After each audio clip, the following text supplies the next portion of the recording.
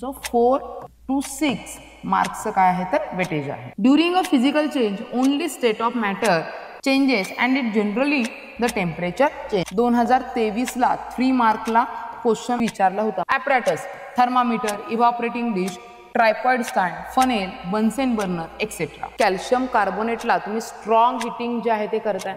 Strong heating केल्यानंतर CO2 gas तुमचा release होतोय with the help of delivery tube. तुम्हाला समोर दिसतंय हे कॉपर सल्फेट सोल्युशन ब्ल्यू कलरचं आहे. या कॉपर सल्फेट सोल्युशनमध्ये झिंक जे आहे ते तुम्हाला डस्ट किंवा झिंकचे जे तुमचे काय असतील तर क्रिस्टल्स असतील ते तुम्हाला काय करायचे तर ॲड करायचे. 2 मार्क्ससाठी रिॲक्शन इम्पॉर्टंट राहते. Hello students, welcome to Eklavya batch. मी प्रियंका तुमचं स्वागत करते. तर कालपर्यंत आपण सेकंड लेसन जो आहे तो बघितला. आज नवीन लेसन आपण बघणार आहोत, तो म्हणजे chapter number 3 chemical reaction and equation. आता या लेसनचं बोर्डसाठी असणारं वेटेज किती आहे तर तुमचं 4 to 6 मार्क्सचं काय आहे तर वेटेज आहे. मग आता या लेसनमध्ये की जसं कमीत कमी 4 आणि मॅक्झिमम काय असेल तर 6 मार्क्स येणार आहे. मग याच्याशी कनेक्टेड नावातच लेसनमध्ये आहे तर केमिकल रिॲक्शन्स आणि इक्वेशन्स आपल्याला इन डिटेल जे आहे ते बघायचे की आता याच्यामध्ये आपल्याला कोणकोणते या लेसनमध्ये पॉईंट डिस्कस करायचे ते आपण एकदा बघूया. Chemical reactions, rules of writing chemical reactions, balancing आणि टाईप ऑफ केमिकल रिॲक्शन. म्हणजे हे जे टोटल 4 पॉईंट्स आहेत हे टोटल 4 पॉईंट्स आपल्याला काय करायचे तर डिस्कस करायचे. त्याच्यामधला चला तर विद्यार्थी मित्रांनो वेळ न घालवता आपण पहिला पॉईंट जो आहे तो डिस्कस करूया, केमिकल रिॲक्शन. आता हा केमिकल रिॲक्शन बघण्यासाठी म्हणजे त्याचे बेसिक असणारं जे आहे ते सुरुवातीपासून म्हणजे एखादा सबस्टन्स असेल मग ते सबस्टन्समध्ये दुसरा सबस्टन्स ॲड केला तो कुठला कंपाऊंड फॉर्म होऊ शकतो हे सगळ्या गोष्टी ज्या आहेत ते आपल्याला काय करायचं की इथं बघायचे. Chemical reaction. आता फर्स्ट पॉईंट काय आहे तर चेंजेस इन नेचर.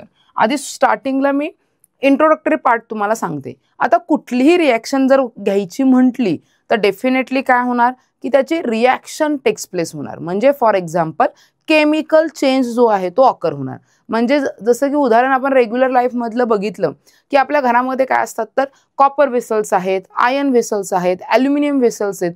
ते काही दिवसानंतर काय होतात की त्याचे जे टेक्स्चर आहे ते टेक्स्चर काय होतात की चेंज होतं. की जसं ॲल्युमिनियम असेल की ते ब्लॅकिश टेक्स्चर जे आहे ते त्याचं दिसत असतं. कॉपर असेल तर ग्रीनिश टेक्स्चर जे आहे ते दिसत असतं. किंवा आयर्न असेल की आपल्या घरामध्ये बघा लोखंडी तवा असेल तर त्याच्यावर तुमच्या रेडिश कलरचे जे काही की स्पॉट आहे ते डिपॉझिट होत असतात. मग हे काय आहे तर म्हणजेच तुमचे काही की ॲटमॉस्फिअरमध्ये जे वेगवेगळे काय आहेत तर सबस्टन्सेस आहेत, गॅसेस आहेत, त्याच्यासोबत त्याची रिॲक्टिव्हिटी झाली आणि तुम्हाला सबस्टन्स जो आहे तो नवीन फॉर्म झालेला दिसतो. यालाच सिंपल जे आहे ते काय म्हटलं जातं केमिकल रिॲक्शन. म्हणजे हा जो केमिकल रिॲक्शनची प्रायमरी स्टेट आहे ती म्हणजे तुमची केमिकल चेंज. आता बघा नेचरचं चेंज तुमचं जे आहे ते changes occur in nature can be physical or a chemical. म्हणजे जसं की आता आपण एक्झाम्पल एक मेटलचे जे आहे ते काही रिॲक्टिव्हिटी आपण कशा लेअर फॉर्म होतात ते बघितलं. पण असे पण काही आहेत की फिजिकल चेंजेस. फिजिकल चेंजेस म्हणजे काय की तुम्ही काय केलं की वॉटर घेतलं आणि ते वॉटर जर तुम्ही हिटिंग केलं, बॉइलिंग केलं तर ते वॉटरचं कन्व्हर्जन कशामध्ये होणार आहे तुमच्या व्हेपरमध्ये होणार आहे. त्या व्हेपरवर परत तुम्ही काय केलं की झाकण ठेवलं की त्या व्हेपर जी डिपॉझिशन झाली की तुमचं कूलडाऊन झाल्यानंतर परत त्या व्हेपरचं कन्व्हर्जन लिक्विडमध्ये होणार आहे. That is a physical change. पाणी आपण परत फ्रीजमध्ये ठेवलं तर त्याचा बर्फ तयार होणार आहे. तो पाण्याची बर्फ जो आहे तो बाहेर काढून ठेवला परत it reconverts into water again. म्हणजे काय की परत जर तुमचा जो मूळचा सबस्टन्स आहे तो जर तुम्हाला रिगेन होत असेल किंवा जर परत तुम्हाला काय की मिळत असेल तर त्याला काय म्हटलं जातं फिजिकल चेंज. म्हणजे काय शॉर्ट जे की असेल त्या कीच्या बेसिसवर तुम्ही काय सांगू शकाल की जो फिजिकल चेंज आहे तो काय असणार आहे तुमचा टेम्पररी जो काय की चेंज असेल. आणि जो केमिकल चेंज असणार आहे तो केमिकल चेंज तुमचा कसा असणार आहे परमनंट असणार आहे. म्हणजे जसं परमनंट आणि टेम्पररी म्हणजे तुमचा तात्पुरत्या स्वरूपामध्ये आणि केमिकल चेंज म्हणजे मूळचा सबस्टन्स परत तुम्ही मिळवू शकत नाही. हा मेजर पार्ट आहे तुमच्या केमिकल आणि फिजिकल चेंजेसचा. During a physical change only state of matter changes and it generally the temperature change. म्हणजे फिजिकल ज्या चेंजेस होतात तर त्यांचा because of only temperature, pressure त्या रिॲक्शन्स काय होत असतात तर हॅपन होत असतात आणि त्याच्यामुळंच परत तो सबस्टन्स तुम्हाला काय करता येतो तर रिगेन किंवा परत तुम्हाला मिळवता येत असतो. नंतर change wherein composition of matter changes due to chemical reaction and change is permanent is a chemical change. की जसं मगाशी आपण म्हटलं त्याप्रमाणे जर परमनंट चेंज असेल तर तो म्हणजे डेफिनेटली तुमचा केमिकल चेंज असणार आहे. Physical change takes place due to change in a temperature and pressure only. म्हणजे काय असेल की तुमचा टेम्परेचर बदल झालं, प्रेशर तुम्ही एक्झर्ट केलं तर तो फिजिकल चेंज जो आहे तो तुमचा ऑकर होणार आहे. म्हणजे आपण इम्पॉर्टंट पार्ट इंट्रोडक्टरी पार्टमध्ये जे आहे ते काय बघितलं की जे कुठलाही चेंज असेल ते दोन टाईपचा, एक म्हणजे फिजिकल आणि एक म्हणजे तुमचा केमिकल. फिजिकल चेंज हा टेम्पररी आहे, केमिकल चेंज हा परमनंट आहे. मग याप्रमाणे तुमचं काय की दोन चेंज. आता याच्या बेसिसवर टेक्स्टबुकमध्ये हे ऑलरेडी तुम्हाला मार्च 2023ला 3 मार्कला क्वेश्चन ऑलरेडी विचारला होता. माझ्यासोबत तुमच्या पुस्तकामध्ये जे आहे ते मेन्शन करा. काय विचारलं होतं, सेम ह्यातलाच टेबलमधले 6 तुम्हाला फिनॉमिनॉन दिले होते आणि त्याच्यातलं तुम्हाला क्लासिफाय करायला सांगितलं होतं की which is a physical change आणि which is a chemical change. 3 मार्कासाठी तुम्हाला 6च ॲक्टिव्हिटीज काय करायचे तर क्लासिफाय करायचे. इझी क्वेश्चन आहे, तो लगेच तुम्हाला मिळून जाईल. जसं की transformation of ice into water, हे तुमचं काय असणार तर फिजिकल टेम्पररी चेंज आहे.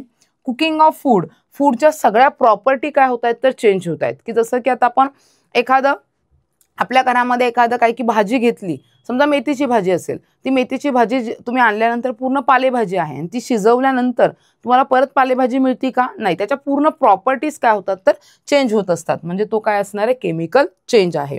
मिल्क टर्न इनटू कर्ड म्हणजे ripening of fruit, ripening of fruit म्हणजे काय असेल की तो पण केमिकल चेंज. का केमिकल चेंज तर तुमचा रॉ मँगो म्हणजे जसं की आपण जे काही की हिरवा असणारा जो काही की कच्चा असणारा जो आंबा आहे आणि तो पिकल्यानंतर की कच्चा आंबा जरा थोडाफार काही की आंबट लागतो, पण तोच आंबा पिकल्यानंतर तुम्हाला काय लागतं तर गोड. त्याचं स्ट्रक्चर जे ग्रीनिश कलरचं होतं ते पूर्णपणे काही की येल्लोइश कलरचं होत असतो.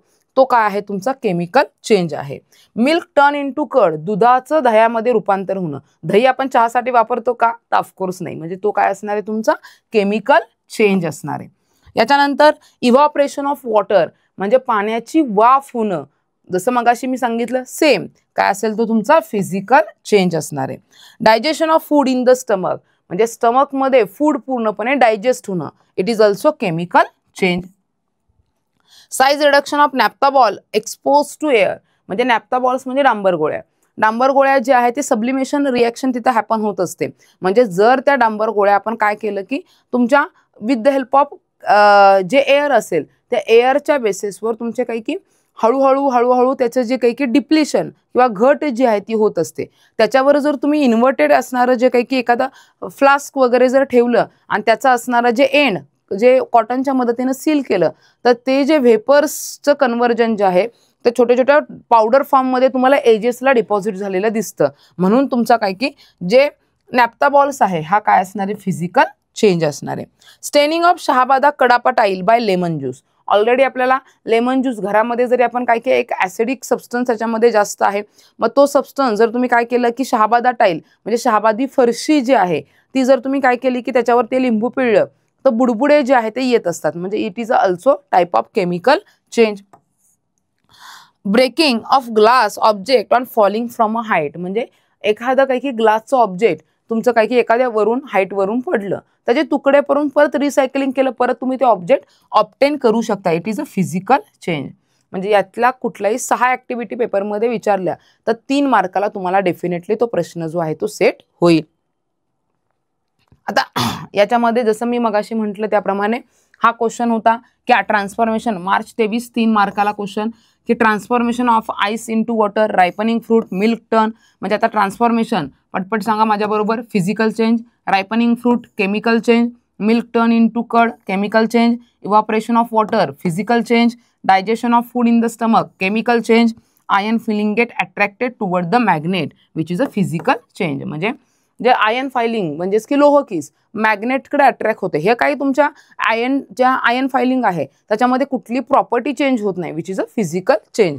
म्हणजे हे 3 मार्कासाठी या टाईपमध्ये क्वेश्चन तुम्हाला विचारला होता. याप्रमाणे आता पुढच्या म्हणजे आपल्या इंट्रोडक्टरी पार्टमध्ये जो फिजिकल चेंज आणि केमिकल चेंजचा असणारा पार्ट आहे तो आपला काय झाला कंप्लीट झाला. त्याच्यावरती असणारा जे बोर्डचा क्वेश्चन आहे तो पण आपण कंप्लीट केला. आता पुढचा पार्ट जो आहे तो आपल्याला काही ॲक्टिव्हिटीज दिलेत. मग ह्या 5 ॲक्टिव्हिटीजमध्ये आपल्याला ह्या केमिकल चेंजचं ॲप्लिकेशन किंवा फिजिकल चेंजचं ॲप्लिकेशन जे आहे ते दिले. मग त्याच्यासाठी आपल्याला जे ॲपरॅटस दिलेत ते आपण चेक करूया. Apparatus thermometer, evaporating dish, tripod stand, funnel, Bunsen burner et cetera. Limestone powder म्हणजे आता ही महत्त्वाचं काय आहे तर पहिला केमिकल सबस्टन्स. दुसरा कॉपर सल्फेट म्हणजे काय असेल तर CuSO4. कॅल्शियम क्लोराईड म्हणजे तिसरा केमिकल सबस्टन्स CaCl2.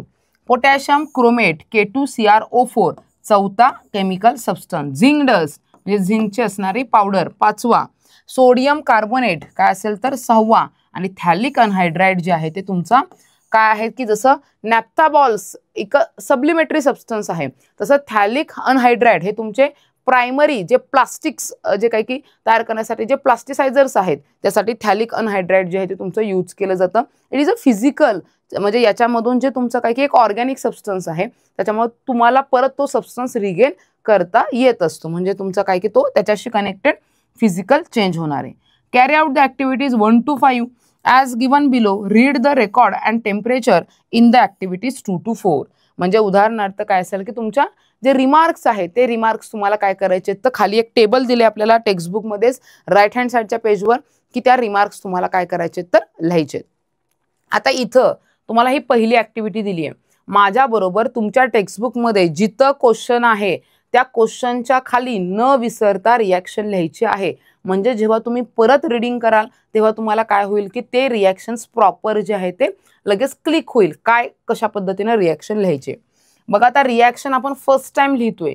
कशी रिॲक्शन असते रिॲक्शनमध्ये तुमचा काय असतो की ज्याच्यामध्ये ज्या सबस्टन्समध्ये काय की तुम्ही एकमेकांमध्ये ॲड केले ते म्हणजे रिॲक्टंट असतात आणि ॲड केल्यानंतर नवीन जे तुमचं काही की सबस्टन्स तयार होत असतो तो प्रोडक्ट म्हणतो आपण. ती म्हणजे काय असेल की तुमची नवीन होणारी जी आहे ती रिॲक्टिव्हिटी. आता इथं काय आहे लाइमस्टोन पावडर. लाइमस्टोन म्हणजे काय की कॅल्शियम कार्बोनेट. लाइमस्टोन पावडरचा फॉर्म्युला काय आहे तर calcium carbonate. In an evaporating dish heat it strongly on high blue flame. म्हणजे तुम्हाला काय करायचंय की आपल्या घरामध्ये जसं आपण काय करतो की LPG गॅस स्टार्ट केल्यानंतर ब्ल्यू कलरची फ्लेम जी आहे ती दिसते सेम त्या पद्धतीनं तुम्हाला ब्ल्यू कलर फ्लेमवर स्ट्रॉंगली हिटिंग जे आहे ते करायचंय. मग स्ट्रॉंगली हिटिंगसाठी तुम्ही डेल्टा साइन हे आपल्याला साइन कन्व्हेन्शन्समध्ये जे आहे ते बघायचे. रूल्स जे आहे ते टेम्परेचरसाठी कुठलं जे आहे ते सिम्बॉल वापरतात त्यात सिम्बॉल कोणतं वापरतात तर कॅल्शियम कार्बोनेट. आता ह्या CaCO3ला जर मी स्ट्रॉंग हिटिंग केलं तर काय प्रोडक्ट फॉर्म होणार आहे तर CaO. बघा रिॲक्शन तुमची मी परत एकदा रिपीट करते. CaCO3 मध्ये Ca2+ आयन एक फॉर्म होणार आणि CO3 हा आयन एक जो आहे तो फॉर्म होणार. मग हा Ca जो आहे याच्यातला एक ऑक्सिजन सोबत कंबाईन होणार आणि प्रोडक्ट तुमचा फॉर्म होणार CaO. आणि राहिलेला जो CO2 आहे म्हणजेच कार्बन डायऑक्साईड गॅस त्यातून काय होणार तर रिलीज होणार. CaCO3 म्हणजे काय सांगितलं तर कॅल्शियम कार्बोनेट. कुठल्याही रिॲक्शनचं केमिकल नेम्स तिथं तुम्हाला मेन्शन करणं गरजेचं आहे. CaO म्हणजे काय तर कॅल्शियम ऑक्साईड आणि CO2 म्हणजे काय असेल कार्बन डाय ऑक्साईड. म्हणजे CO2 काय असेल तर कार्बन डाय ऑक्साईड. आता याचीच तुम्हाला काय की थोडंसं रिॲक्टिव्हिटी कशी होते हे आपण काय करूया की थोडंसं बघूया. इथं तुम्हाला दिसतंय की कॅल्शियम कार्बोनेटला तुम्ही स्ट्रॉंग हिटिंग जे आहे ते करताय. स्ट्रॉंग हिटिंग केल्यानंतर CO2 गॅस तुमचा रिलीज होतोय with the help of delivery tube आणि तुमचे काय की इफरवन्सेस जे आहेत ते काय होत आहेत तर प्रोड्यूस तिथं होत आहेत. म्हणजे या पद्धतीनं तुमची रिॲक्टिव्हिटी काय होईल तर हॅपन होईल. जसं मगाशी मी सांगितलं कॅल्शियम कार्बोनेट हिटिंग केलं कॅल्शियम ऑक्साईड तुमचं जे आहे ते काय की व्हाईटिश कलरची पावडर ॲज इट इज राहील आणि कार्बन डायऑक्साईड गॅस त्यातून काय होणार तर रिलीज जो आहे तो होणार. तो लेसन नंबर 3ला स्टार्ट केलं होतं.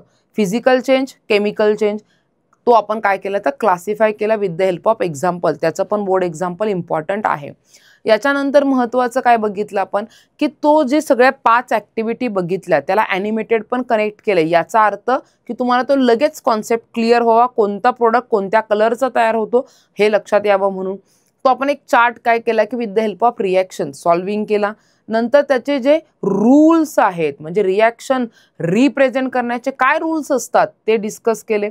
नंतर आपण जे एक ॲक्टिव्हिटी आहे ती बोर्डाला कशी कनेक्टेड आहे बोर्डाच्या प्रश्नाला ती ॲक्टिव्हिटी आणि आत्ताचा असणारा प्रश्न सगळं प्रॉपर जे आहे ते काय झालं की आपण पहिल्या लेक्चरमध्ये जेवढा पार्ट कव्हर करायचा तो कव्हर केला. Thank you so much.